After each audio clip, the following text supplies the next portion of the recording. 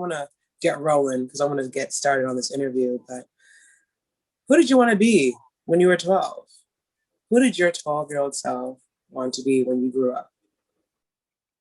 I know I wanted to be an archaeologist, specifically studying Egyptology. I was very obsessed.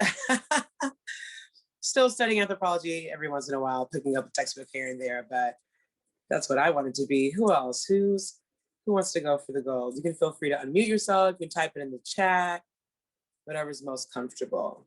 And we do encourage everyone to be off or to be on camera. On camera. We want to see your beautiful face. Hi, Donna. Yes, Khristi, like that lipstick. Okay, I see news anchor from Hannah. DV, I see diplomat. Okay, diplomat. I like those license plates. This Khristi, you want us to be basketball player. Okay.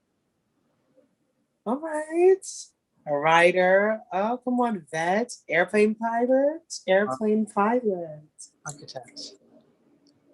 Who's that?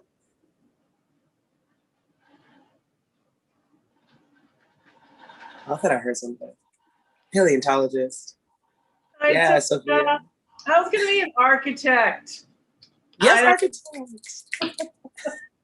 What inspired being an architect? What inspired that? Well, I think it was my dad thought that was like a really important job. And I was like, yeah, I can do that.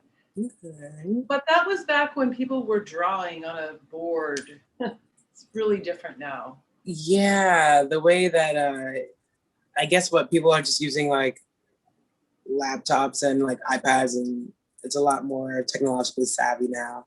I miss the pen and paper, I'm not gonna lie.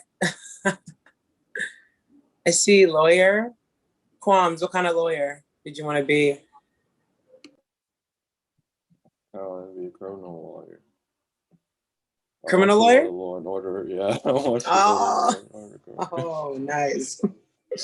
I see That's Donna. So there was a time when I wanted to be a defense attorney because because I was inspired by Johnny Cochran. You learn new things every day. Can we get one more? Maybe two more. I really want to hear two more. What did you want to be when you were 12 and why?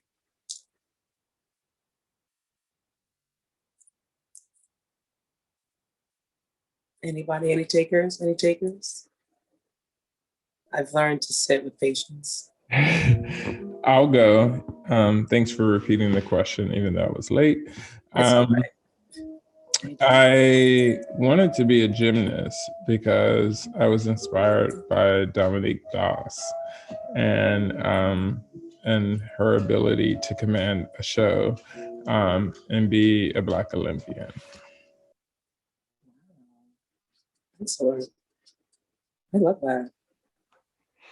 I remember crying watching her performance. I was sitting with my mama. You're sitting with your mom. Wow, awesome. That was a pivotal moment in a lot of people's lives. I know that. Yeah, motorbike mechanic. Bronwyn. Like that. Is that how do you say your name? Bronwyn? Is that it? I don't want to say it. Yeah, it's pronounced Bronwen. Bronwen. That's nice. That's cool. I've never seen that before. I like that. Thank you. Motorbike mechanic. What's your favorite anime?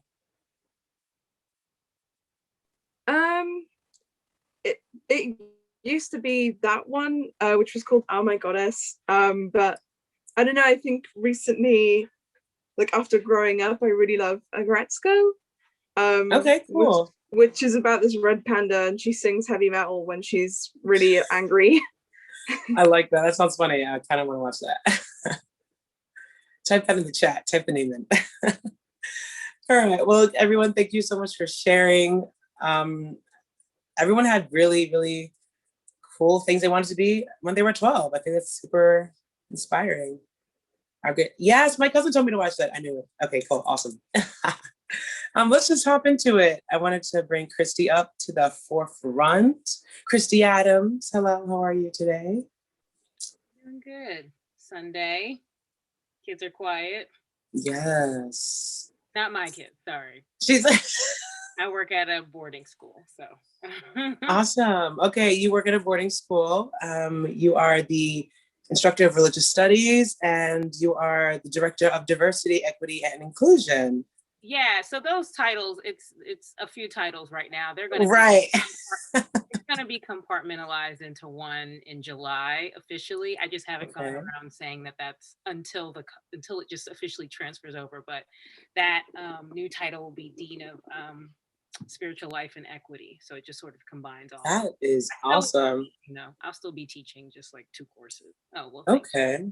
Dean of Spiritual Equity? Spiritual Life and Equity. And Equity. So, Dean of Spiritual Life and sort Equity. of a merge of the two.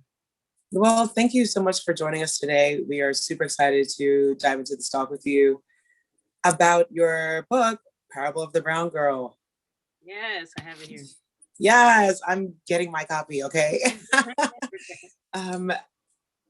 Wow, what a beautiful, I feel like it's not often we get to really unpack these kind of concepts that we've learned growing up. And you really broke down some very simple things that have major impacts on not only like my life, but the life of a brown girl or othered girl, period, other person. But I would love for you to tell us a little bit about the book, how you came to write it. Just give us a little bit of your history. Yeah. How I came to write the book. Well, so I mean, every setting that I've been in, as far as my career is concerned, if I've been in a setting that was a little bit more diverse, if I've been in settings where it's mostly Black kids, or later now in my career where I've been in spaces that were predominantly white, there's a group of Black girls that I'm, meeting and working with, and so that has been sort of my I feel like my individual calling to them, mainly because I always say, well, I was one growing up, so you know what I mean? So I just feel like the mentorship that I got and that I wanted and needed, I try to be. So that's a very sort of like general term, but how it came about actually, where was I? So I was working in between. I left higher ed. So I had worked in LA for a little while at a university out there. I worked at Georgetown as a chaplain for a little while, and then was sort of in between figuring out if I was going to do PhD or whatever was next. And during that in between, I went back to New Jersey, worked at my church, but I also was working at a counseling center or a counseling center, and they hired me as sort of like a pastoral counselor, mainly because they knew I worked with I and I also knew the person who was the director. And so she's like, look, we need you to come by. We have kids coming. I worked there, wound up working there for 2 years. I was only really supposed to be there like a short time. But the 2 years that I was there and the one-on-one counseling sessions that I had with these young girls, it was mainly parents, mothers, fathers bringing their daughters in between 9 years old and, they go up to maybe 24. Obviously the mother and father weren't bringing them in at that point. And so the book was it's inspired by all the girls that I've met in my career, but it really started there. It really started in those one-on-one sessions in a room, in the corner of Somerset, New Jersey. It's just me and a 9-year-old girl, and all the girls were sharing. It was the only space that I had ever had that. I usually, I have kids come to my apartment. I have them come to my office. I have mentoring relationships with girls, but this was a very specific intentional setting.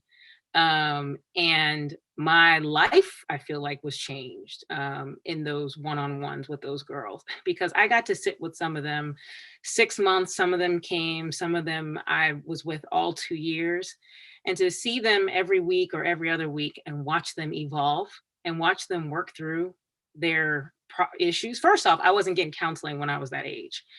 It just, the whole sort of mental health conversation was really not as much a part of our culture in the 90s, right? But now it's like normative. So to have like a 9-year-old girl, you know, a 13-year-old girl coming to see me, the majority of the girls did not want to come. They were, you know, felt like they were forced in the corner. What an attitude, like, whatever, I don't want to be here, you know, just because they don't really understand. I don't need it. But then to watch them sort of warm up, you know, so it started there. That's where I think Parable the Brown Girl started. There was one girl in particular that I actually write about in chapter 1 of my book. I really think it started with her.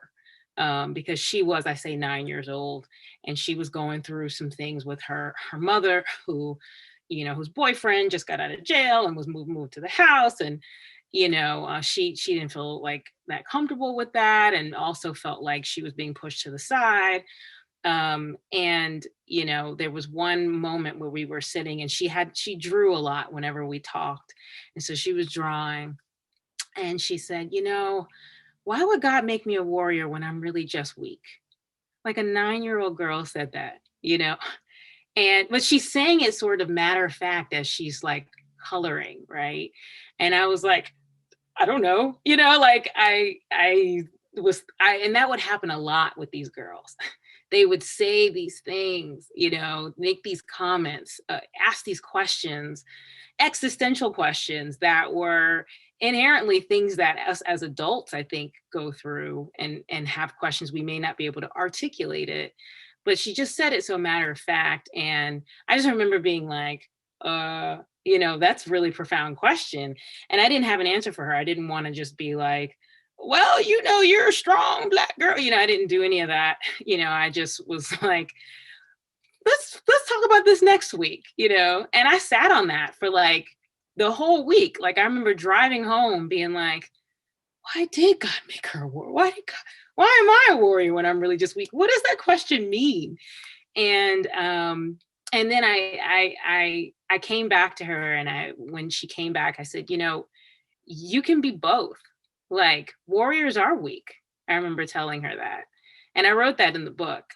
And from there, though, I think she started it for me, because I would be driving home from these sessions and think to myself, I'm the only one getting this. Like, you know, like I feel so full, you know, being whether it's a minister or with my faith background, I hadn't left church services as full as I left these sessions with these girls.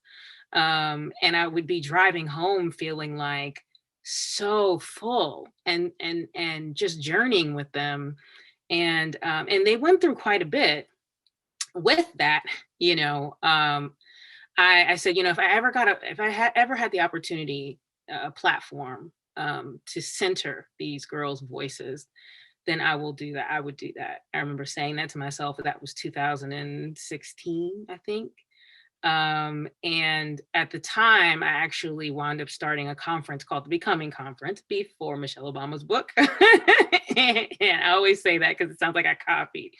But we started the book, and we did like a one-day conference for Black and brown girls. And just because I realized that all these girls were coming, and sometimes I would get the girls mixed up, not because they looked alike, but because their stories, you know, they were going through things in isolation that they felt like they were the only ones going through. And I'm like, you do realize, like, I'm talking to another girls, another age that, you know, I went through the same thing. I realized that particularly Black women and girls have been going through these things intergenerationally for years and years.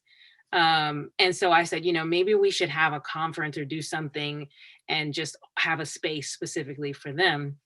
We did the Becoming Conference 2 years in a row. But then I had a publisher reach out to me actually about about writing a book, and an acquisitions editor, and we brainstormed. And I remember my pastor used to say, like, you should write a book. And I would be like, I don't even know what I would put in a book. And he was like, you write about what you know. And I was like, I know about being a Black woman. I know about being a Black girl. That's what I'll write about, you know? And I went from there, and I pitched the book. I said, I loved the idea of Jesus's parables. He always wrote about, he didn't write them, but the stories in the Gospels were usually centered around like some sort of marginalized figure. And so I was like, what would, if these girls were in the Gospels, what would their story be? What would it be titled? And so I just put Parable of the Brown Girl. And so that's sort of how that came about. I love that. And I love that 9-year-old girl who asked about Warrior. being a warrior. It's so crazy. I had a conversation like that with someone like 2 days ago. Oh yeah.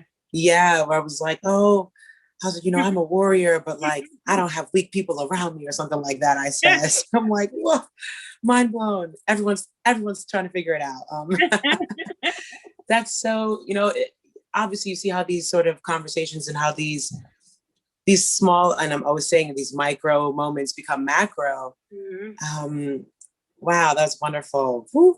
I'm like loving this parable, and I love the word parables too. That impactful moment. I wanted to ask you something else, but I'm gonna jump to one of my questions. Okay, sure. Your conversation 2, we're talking about. Chapter 2, the conversation surrounding hair. Okay. What is that journey like, and how does that relate to who you were and who you've become now? I know for myself, as a young woman, I've had so many different hairstyles. As a Black girl, I've had so many different hairstyles. I've had braids, weaves. I've been locking my hair for 2 years right now, and even thank you. I'm like, I got a little curl thing going on now too, so it's working out. But it's been such a journey where even where it comes to acting or auditioning, I've had to literally think about, maybe I should chop all this off, or maybe I should sew it up, get a wig cap, and then change my hair so I'm more palatable. Even though, Black girl hair is not really monolithic, like it doesn't look one way. So what was that experience like for you? Yeah. And I'll go back and forth. So that the actual title of that chapter is Parable of the Insecure Brown Girl. It's a girl who sort of, it's the extreme sort of version where it's her hair, it's her skin, and it's her body. So it's like the sort of like the threefold, and it morphed into an eating disorder, morphed into her cutting herself. I mean, it just wound up, so I did that on purpose because we do go through these three sort of, 3 different areas, and there's these different ways that we navigate it. I wanted to write and illustrate a girl who is the extreme version of how we navigate it, because we usually are sort of like, again, going back to the strong perception, it's usually like, I started my journey and it's always, very strength. This girl, hers was so deep, so deeply ingrained, sort of like the self-hatred, and in just how difficult it was for her to dig herself up out of that. I didn't have that story per se, but I thought it was interesting to tell. And then how many girls I realized, particularly Black girls, have dealt with eating disorders or self-harm, which is not really the national narrative. You don't really see a lot of that, because I got a lot of me too's from this, and I was like, I just thought it was this one girl. Anyway, so, but for me personally, I mean, I'm sure I talk about it. Yeah. I know, I was like, I know I write something about it in here, going through the whole hair thing. So I just want to read that. Yeah, please. That'd be great. Yeah. So I had, so imagine going through life having to qualify the hair that sits on top of your head. Most Black girls don't have to imagine. This is how they go through life. Melissa Harris Perry writes, Black hair might not always be that way, but within the current US context, it is such a defining aspect of the lives of Black girls and women, unquote. Many are introduced to this reality at a young age, people touching your hair without permission, questioning the change in length when they take their braids out, or grappling with what it means to have kinky hair. I had a head full of thick hair growing up. Getting my first perm was a thrilling rite of passage. I swear I was probably like 6. Finally, my hair would be straight. Only when I got older did I begin to analyze the complex issues with why straight hair was considered the social norm. I had to ask myself why my hair was not acceptable. I questioned what having straight hair meant. So for me, it sort of started there. There was no natural hair movement in the 90s. Although there were some, R&B artists, that were, had their own styles. Yeah. Randy with her braids that made, braids acceptable. She never didn't have braids, Right. She was always sharp, always looked good. Right. So representation was really important to that, just like exploring different hairstyles. Nothing wrong with perms, nobody shading anybody with that. It was just it's the mentality behind having it. Like, you know what I mean? Behind like why you felt like your hair had to be straight, like there were no options. If somebody was just choosing that and just say, you know what, I want in their freedom and in their liberation, go ahead, But that wasn't the case. It was what we had to get. It was like, when are you getting your perm? Like as a kid growing up. So right. Again, it was six years old. I used to go to Rocky Mount, North Carolina in the summers. My parents would just drop me off, and my grandparents and my other cousins and my sibling. So it'd be all of us down there. And I got my first perm in Rocky Mount, North Carolina. Some country guy did my hair. I don't know. He had a Jerry curl. And and you're like, oh, my hair's straight. It's very similar to the scene from Malcolm X in the beginning. If anybody has seen the Malcolm X movie, the way beginning of Oxford, North Carolina, where Malcolm Little, Denzel's character, gets his first conch, right? And they put in his hair and it's burning, and he's like, and then they take it out, wash it out, and he's like, woo, right. He's like, he looks back and he's like, looks white, don't it? He's like, it's straight, looks white, don't it? I love that movie. It's a great movie, but it's very similar to, sort of how it was for us in the 80s, late 80s at least. Right. At that time, just getting a perm, being like, woohoo. Now, part of it too was because Raleigh, North Carolina, I see. Part of it too was because, just ease, like difficult. So, but we didn't have the information and the knowledge and how to, do your hair, Black girl's hair, for real at that point. So it was just easier, quote unquote, easier to do. But your hair was breaking off, like after you get it every 8 weeks or so, it's going to be breaking off or whatever. It wasn't until later. I went to Temple University for my undergrad. Okay. Temple, everybody's hair, I cut all my hair off when I was at Temple. Yeah. But when we were in college, particularly in a diverse school like Temple and Philly, Right. Everybody's just wrapping it up and doing whatever. And exactly. So that was fun. That was fun to be around. But it's a journey. It was a personal. I mean, I'm natural now, but it was very much, that wound up not even happening, me going fully natural, until I moved to LA when I was like 29, 30. So, it's a journey. It's a lifelong journey. But what I'm happy about is that girls now start so much younger. Yeah, that's nice. Like wait till they're older to get to that point. They're hearing it now, like, your hair is beautiful, you can do what you want with it, like, here, and they can walk down a Target aisle and see a section. For them, that was not the case for me growing up. Right. There was no natural hair products or products that had my face on it or catered to me. This is all new. Okay, so you went to Temple University. Very diverse. My cousin also went to Temple. I love to. Yeah, it's so cool. A lot of different types of individuals, just people interacting. Yeah. And so to go from there to where you are now, the Hill School, what is it like to be a teacher or a leader of color, per se, at an institution with, I guess an institution of privilege in that sense? Yeah. What is that like for you? Yeah. I don't know what it would have been like had I gone from Temple right to the Hill. Okay. There was a whole lot in between, obviously, but they Right. are obviously starkly different. Just Philly is different from Pottstown. Right. I didn't. What would you, I guess, what would you say for, or would you have any words of advice for the women of color, the young Black men and women who are there?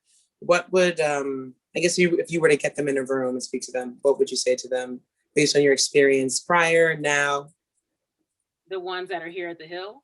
And maybe not there, who you maybe could have gotten your hands on before or after. Oh no, I mean, I'm always having these conversations now. So okay. What would I say? It's more what do I say? Okay. I'm going to go back because I'm really grateful for my diverse experiences, diverse work experiences and school. I went from Temple University, then I went to Princeton Seminary, very different schools. At the time, Princeton Seminary had we had a good slew of Black professors. The university was right across the street. Eddie Glaude, Cornell West, they were my professors. Those were good times. Melissa Harris Lacewell, who's Melissa Harris Perry now, she was Melissa Harris Lacewell. She was there at the time. I mean, we had some giants that we were able to really be in the classroom setting with in that type of institution.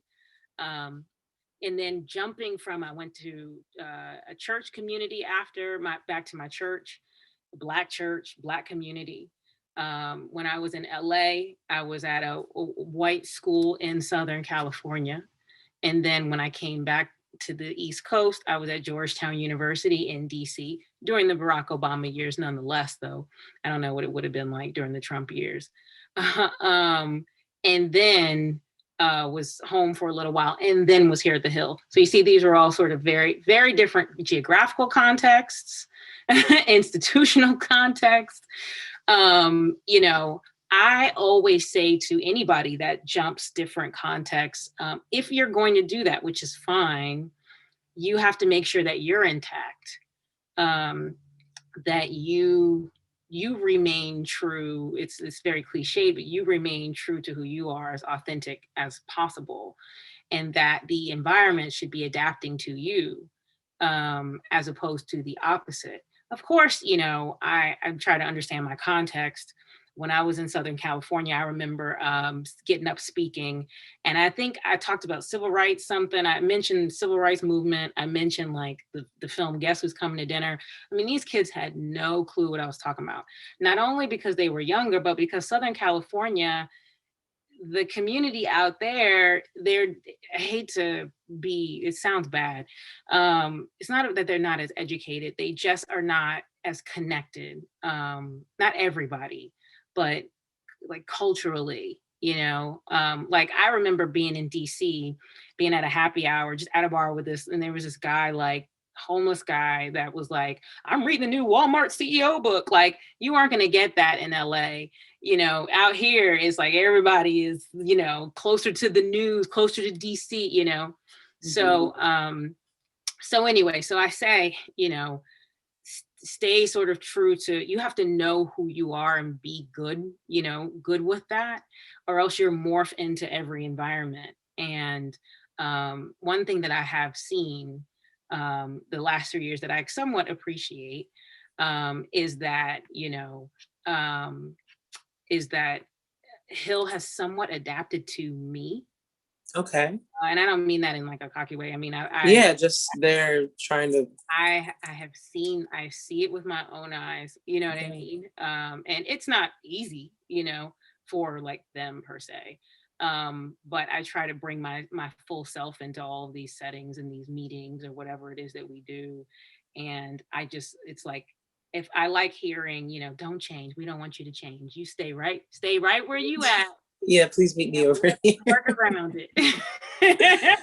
Yeah. You know what? I can thank you so much for talking with us. Seriously. Mm-hmm. I truly appreciate your words today and all the many lessons for the larger lesson. I think the one thing I think we can all take away from this is really staying true to yourself. Come with your full self. The more you are okay with who you are, and the more you're okay with being honest and authentic to that, the more people know how to orient themselves to that as well.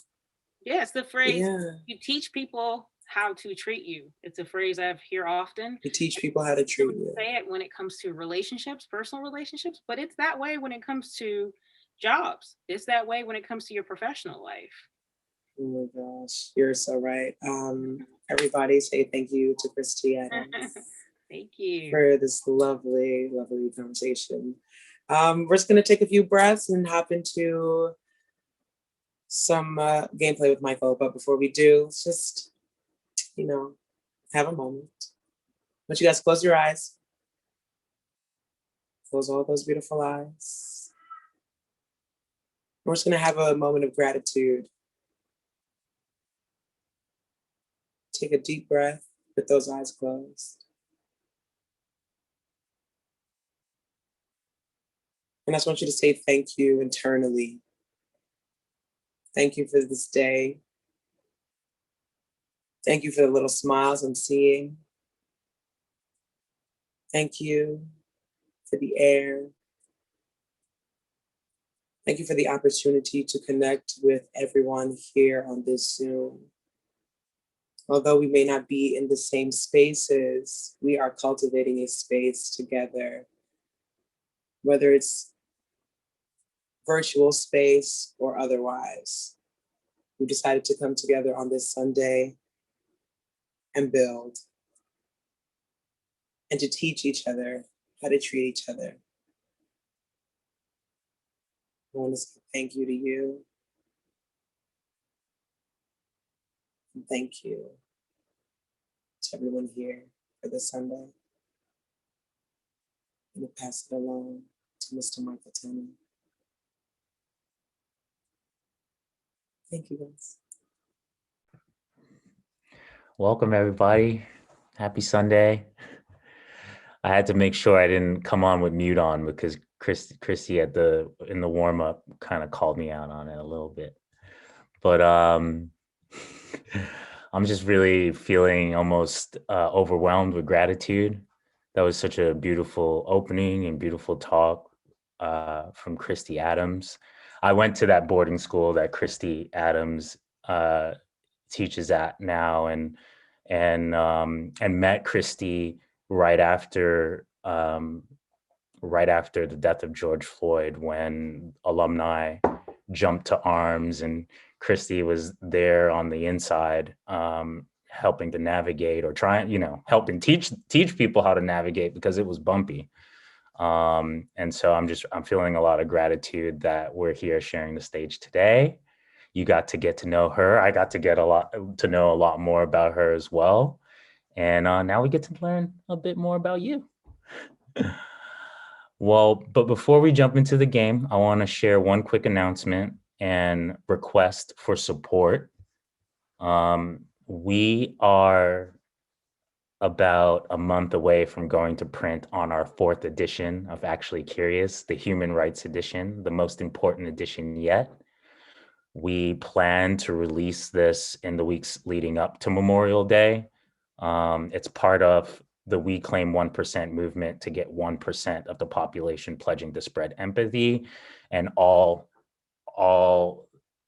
signs point towards this moment. And so the ask is to nominate contributors for the Human Rights Edition, leaders like Khristi Adams, leaders across LGBTQ rights, disability rights, women's rights,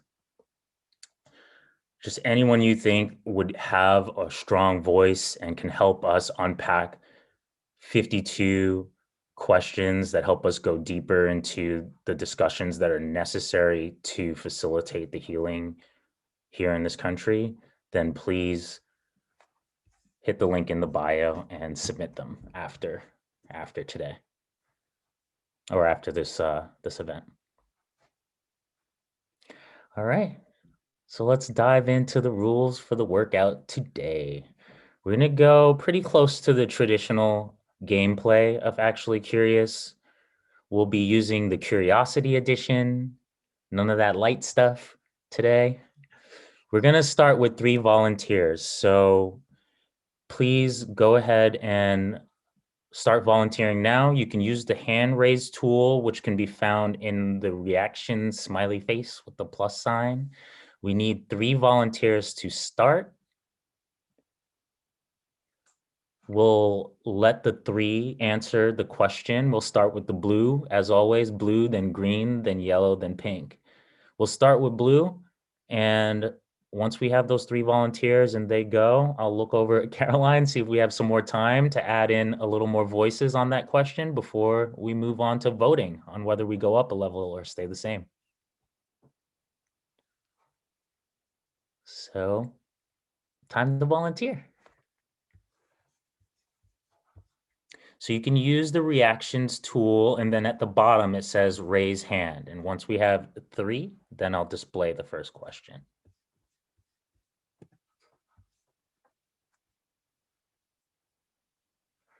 We got contestants number 1, 2, and 3. There we go. That was pretty smooth. Usually it takes a little longer. We got some bravery up in here. All right. So the question we'll be discussing first is, who is someone from your childhood who shaped who you are today and why? Sophia, you volunteered first. Daryl, will you help me just make sure I get that right? Daryl, all right. Daryl, you went first. You go first since you volunteered last. And then we'll go. Thanks for the reward. I would say my grandfather, just because he taught me how to be grand, how to hold my head, how to wear responsibility, how to use my hands, how to be a king. That's beautiful. That's poetry right there. All right, Harbin, you're up. Well, I was going to say my grandfather, and I will hold space for him as well, but I also want to say my dance teacher, Miss Cindy McGee. She ran the dance studio that I attended for a long time, and it was a space that was available to every person, every body shape, every ability level. And I danced with her for 15 years, and her lessons of empathy and power and strength inside of you and is something that I carry with me today. That's beautiful, Harbin. Thank you and welcome.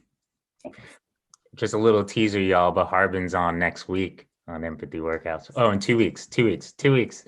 All right, Sophia, you're up. Okay, I really appreciated my 6th grade teacher, Mr. Nunn.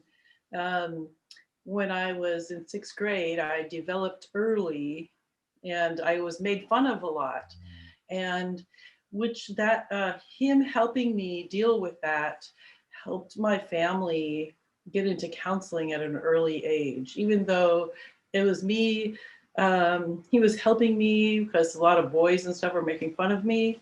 But it ended up helping my family. And I really appreciate what Khristi said about how getting counseling early in life can help. So I always think back to him and I hope I run into him someday. Oh man, me too. And I'm glad you had that support at that age.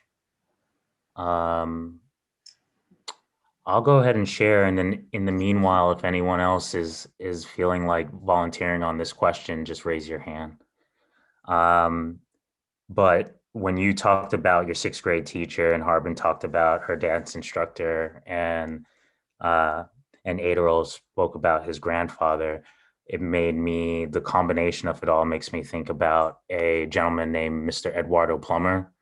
I didn't have much of a relationship with my grandparents, and I met this man around 7th grade, and he helped me to establish many of the things that Adderall spoke about in terms of helping to strengthen his his view of himself as a man, and a man with power and leadership ability.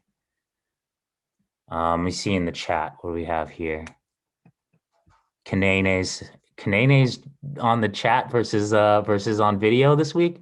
My father, who played Peter Tosh in Bob Marley interviews, so I knew to get up and stand up for my rights and be proud to be Black. Yes, yes. Bob Marley, Peter Tosh, rest in peace. And Bob Marley actually taught me a lot about activism and using creativity for activism. All right, well, let's bring the voting up. So we've unlocked the green level. So do we stay in blue or do we go up to green?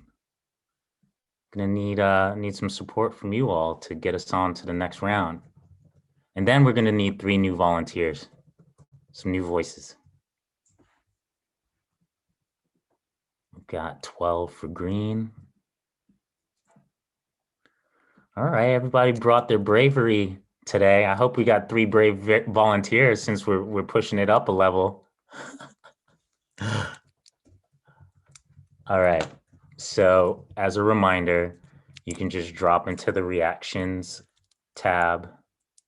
I think we've got a statistically impossible outcome for it to be blue at this point. So let's go ahead and turn that to green. Green wins. All right, let's get 3 new volunteers while we practice our patience. My heart rate's going up, but that's usually normal. All right, Devi.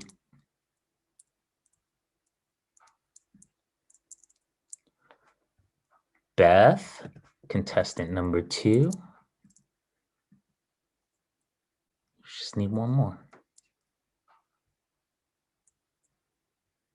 Yes, it is easy to be brave in the poll, Caroline. There we go, Moja. Welcome. All right, so on this round, I totally forgot Sophia, Adderall, and Harbin. If you can type in where you're calling from in the chat, just to let people know the representation we have here in the community today. And similar to last round, we're going to lead off with Moja. And the question, we're up in the green round. The question is, what is the most important thing that was omitted from your education growing up? You can throw some answers in chat, but then bring your attention back to the wonderful, brave people who are sharing. I would say just learning, like being African-American, just learning more about African-American history and our contributions, and just being proud of, being brown. I think as I got older, I just realized there's a lot of stuff about my own history I have no idea. And so I just feel like that was a big omission. Yeah. Thank you for sharing that. That was, I ended up going to a middle school that had all Caribbean teachers, and I didn't know that was not normal, and was almost a bias and privilege that I had. So thank you for sharing that, Moja. Beth, welcome back. Thanks, great to be here. One quick thing, Moja, where are you calling in from? I'm calling from Fredericksburg, Virginia, so in the DMV area. DMV in the house. Some shout outs to that area, and no longer in the Trump years. No. All right, Beth, now where are you calling in from this week? I'm in Boston, Massachusetts. Boston, Mass. Okay. And tell us, what's the most important thing that was omitted from your childhood growing up? Yeah, I mean, there's a lot. I think I was thinking of this teacher in the previous question about role models. So I think one of the big things was health and wellness and food related education. I think I had like a very basic home ec class. I don't even know if they still do those. Like I definitely had a very old school style home ec class that I happened to take. And then like there was no health education whatsoever, except for one class my junior year where I happened to have this teacher who only taught one class total per year because he was like the girls' soccer coach and he did all these other things. And he actually taught us about like nutrition, reading food labels, Cool. BMI, like all these things that like blew my mind at the time and contributed in a big way to me becoming a food writer later on. So I think in general though, like that whole health thing, I just happened to get lucky and have that one class. Was totally missing from my education all the way through high school. Right. Yeah. And with so many habit or dietary related health problems here in this country, it seems silly that we don't invest more in health education early and across the board, socioeconomic board. Thank you for sharing that, Beth. Now, Devi, let me know if I got that right, because I think I got it wrong the first time. Hi, yeah, thanks. Yeah, it is Devi, not Debbie. Yeah.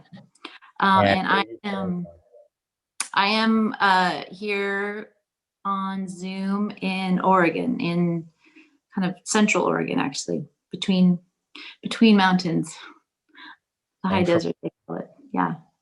Shout out your hometown. What's it called? Well, it's interesting. We live in the country, but the town that's nearest to our unincorporated place is a place called Redmond, Oregon. Gotcha. Okay. Yeah. Yeah. So, did you say, is the question the one thing? What is the most important thing? Thank you. So, yeah, the most important thing, thank you, missing from my education is probably the perspective of women and working people and Indigenous people and people of color in general. I mean, that was a perspective that was, I got the McGraw-Hill version of history, American history, that was not corrected and expanded on until I got to college, and met Mr. Howard Zinn through a People's History of the United States. So yeah, that perspective was sorely missing, and it still seems to be today. Yeah. Thanks. Thank you for sharing. Yeah, I'm glad that we have a movement of people who are willing to speak out on that now, and really hope that continuing to foster spaces like this where we can get into difficult conversations, confront the shame and the anger and the fear and all these emotions that come up when we touch on these topics. And this is hard for me. I've been thinking about compassion a lot. I don't actually, even though I'm practicing compassion in all areas, I don't have compassion for the omission of those things, even if there's fear. Like we can't stand for that any longer. There's no compassion for that. All right, so we have time for one more question. We're going to throw up the voting. We've unlocked yellow. We won't get to pink today. So while no blues, no one wants a blue. All right, we got one. Who's the green? There's a witch hunt. Kidding. Not very empathetic to do something like that. Okay, statistically definite win, it looks like. My math says, my head math. Okay, we need 3 volunteers. Gail, look at that, quick to the draw. She learned that she gets to go last if she goes and volunteers first, unless the game master flips it up, which is always a possibility, apparently. All right, 2 more. Mr. Qualms, all right, welcome.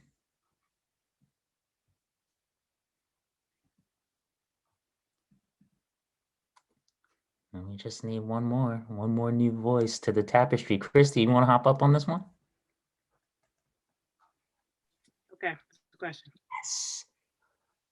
There we go. We get one last word. All right, so Khristi, you'll go last. Qualms, you'll go first. And then Gail, you'll go second for your bravery. I'll give you a break. All right, and now it's my job to not just stare at you. I have to pull the question. And the question is, name one thing that makes you nervous or uncomfortable and explain why. And Qualms, where are you calling in from? Calling in from Romeoville, Illinois. All right. I'd say one thing that makes me nervous or uncomfortable is being the center of attention. Why? Because I'm often quick to critique others, and I feel others might be quick to do the same to me. I'm being completely honest. Yeah. So yeah. All right, Mr. Qualms, that's you have unpacked a really astute observation about judgment, actually. Oftentimes when like judgment is often a mirror reflection in some way, although you kind of did it the opposite way. Thank you for sharing that, Qualms. All right, Gail, you're up. Okay, thank you. I am from Texas. Well, I'm from Texas. I'm from Houston, but right now, today, sitting in Maryland. I'm in Woodstock, Maryland, DMV area. Yeah. So, you know, I kind of agree with Qualms. I'd rather be like in the corner, you know, kind of in the background, but, you know, just an effort to change the answer. One of the other things that not so much nervous, but certainly uncomfortable is conflict, you know, especially if, you know, I'm in a situation where I feel like someone is being judged or, you know, mistreated or, you know, whatever. It makes me very uncomfortable. And I guess nervous in the sense because you know, want to address it, but you never, you know, it's hard to understand, you know, what people might feel in the way that you address certain things. You know, I'd rather people just be straight and upfront with me, but not everyone, you know, appreciates that. And so, you know, that would be, you know, the situation for me that would be uncomfortable.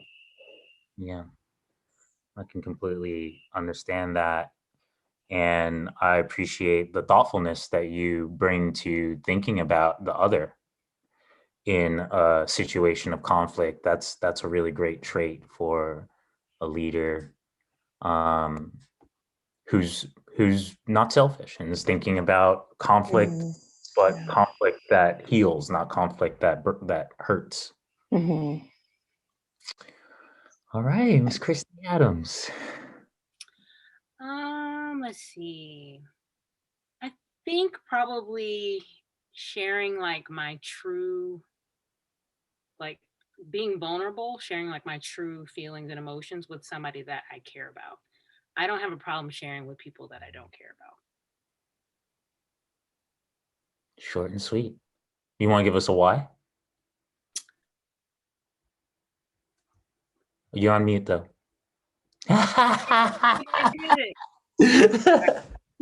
Because I don't have anything to lose with people that I don't care about. I don't feel like there's anything that's at stake. I think with people that I do care about, first off, you know, yeah, there's this, you want it to be okay, that you want some sort of, I guess, affirmation, you know, that who you are sort of revealing yourself to be, that it's fine, it's okay, you know, that what you're saying is sort of affirmed. Whereas if it's someone that like at work or wherever, it's like, you don't have to like me, you know, that type of thing, that Right.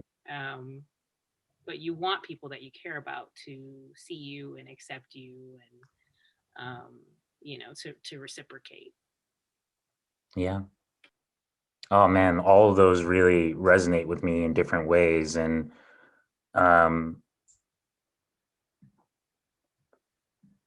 yeah, I mean, just the last 2 points of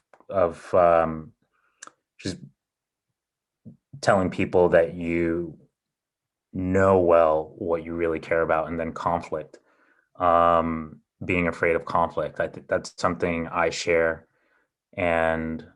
But I've found that when you do get into those conversations and you see that the relationship survives it, that's when that's what trust and family really means to me anyhow, is surviving the conflict.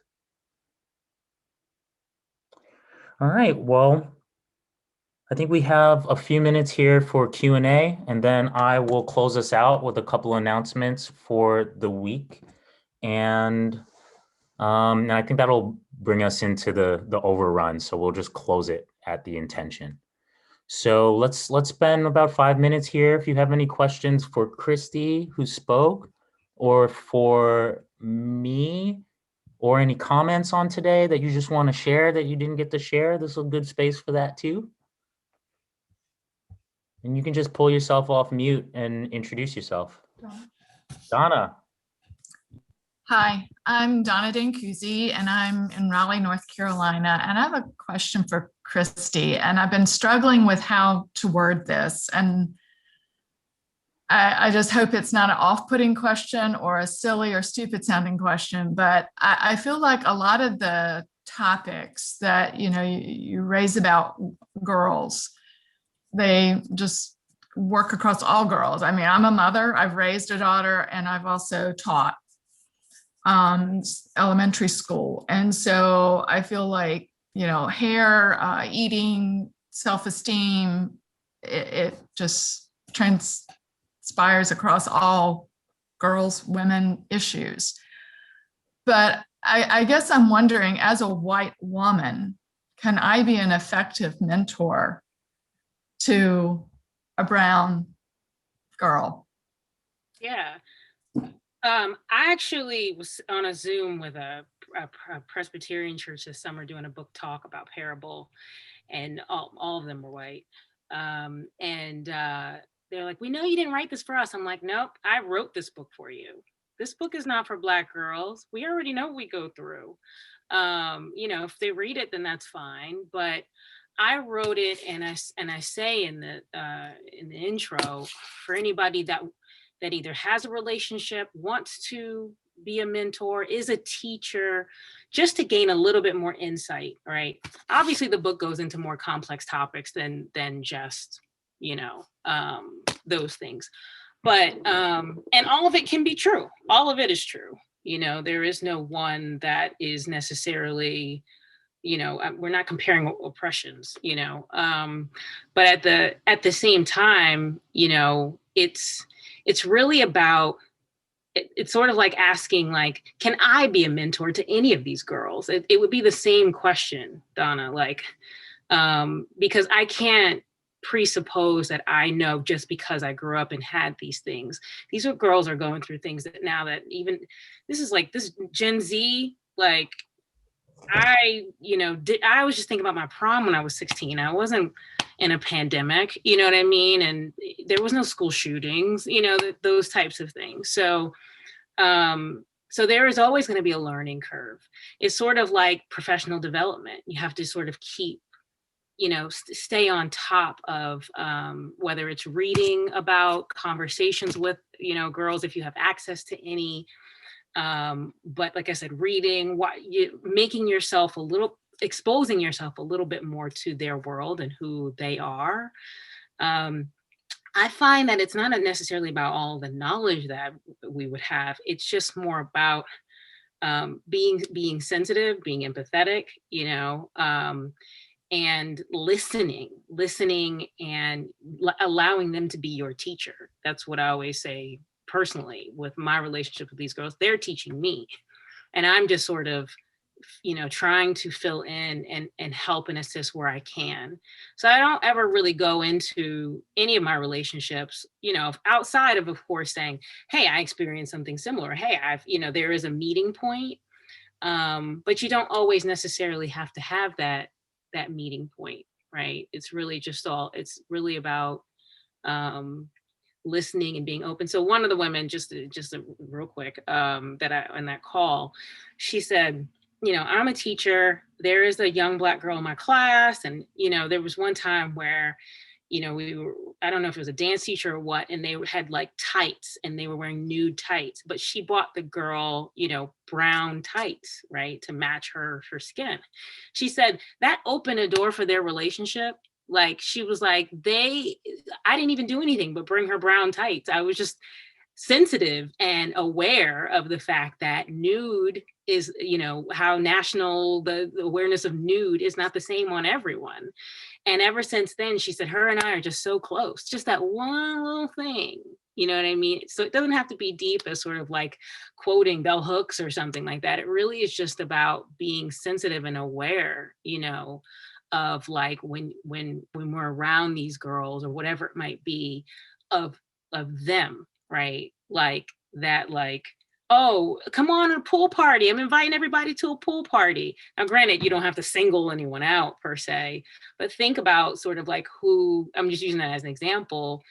If I was inviting a bunch of girls to a pool party and I knew that there were girls that hair would likely kink up, or they are a little bit more sensitive to jumping in the pool because of their hair. Okay, so where do I go from here? Do I say to the child, like, all right, so, want you to come to the pool party, feel free to swim, feel free not to swim. Like, it's totally up to you, like just acknowledging them and seeing them where they're at it just goes such a long way. So yes. Thank you. Thank you for that question, Donna. And Khristi, thank you for that answer. Anyone else have questions they want to offer? I want to share that in response to that question as well, that I'm also trying to figure out how to navigate being the right mentor to, just to young people, even my family included. It's like, what I'm realizing though is I do need to be aware that I might not be fully conscious of what the gap of trust is between me and that young person, despite how knowledgeable I think I am or am not. I need to be there, be present for them, and then learn where we are in terms of trust in order to build as the foundation for that relationship is the biggest learning I've gotten.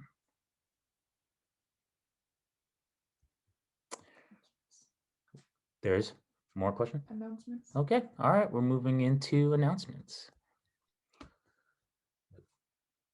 So the marketer in me says at least 2 to 3 impressions to get things to stick. So reminding you, one, last time, but probably not last time for today, we need contributors for the Human Rights Edition. Caroline is going to throw it into the chat, and we'll be following up on email, and we'll get there by the end of the month. Next week, we are excited to invite Rebecca Oostrel, who is the founder of Curious Publishing, a zine out of central Los Angeles area, the Inland Empire, I've heard for the first time from her. And she is doing some wonderful work with her own art, but also curating artists and publishing them and helping elevate underrepresented voices. We're really excited to have her next week. And in 2 weeks, we have Harbin Porter, who you met really briefly during the game. She is the founder of Together We Raise, which is an initiative to bring nonprofits and small businesses together for advocacy for causes that matter. We have we've had the privilege of being both a brand and a small business and almost an initiative within their work. And we're really excited about their innovative way for raising funds and awareness. And can't wait for you to meet Harbin. And that brings us to our intention for the week. And the intention I leave us all with, I'm excited to journal on this all week long. I look for and acknowledge the leadership potential that lives in us all. You know, sometimes it just takes someone who's willing to see you and help acknowledge that strength that you are, that warrior in you that's pushing through the weakness, as that parable taught us. And I want us all to take it on ourselves to help bring that out in each other.